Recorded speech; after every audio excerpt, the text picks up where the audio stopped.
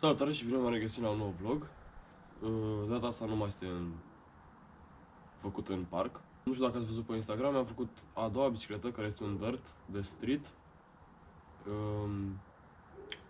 Pur și simplu mi-era dor să mă dau pe un dirt, așa că am zis că fac unul pe piese cu ajutorul mai multor prieteni. O să aveți link-ul lor de Instagram în descriere. Despre ce este vorba? Acest Little Cycles de piu, cadru din oțel, geometrie de street, destul de ok. Cadrul ăsta a mai fost la mine acum 2 ani, dar cu totul alte piese, butuci, profile, jante spank și pedalier, profile, piese de top.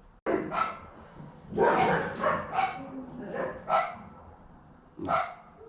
Cam așa e atunci când stai la țărănoaia pe câmp unde îți bate foamea pe geam. Bruni!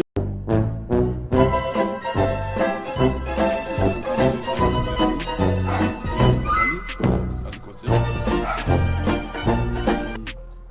Furca, un Marzocchi Bomber 55R, care avea cursă de 150 și am scurtat-o eu la 100. Hai să trecem și mai în față.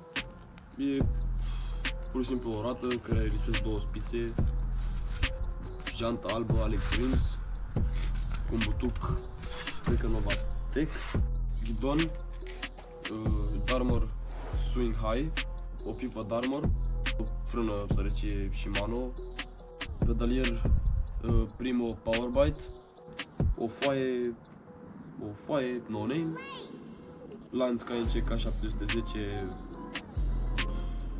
SL, cred, single speed ceva, nu știu, gold, că na, valoare.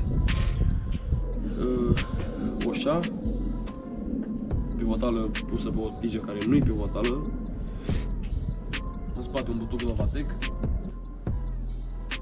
care e ok, jantă no name, dar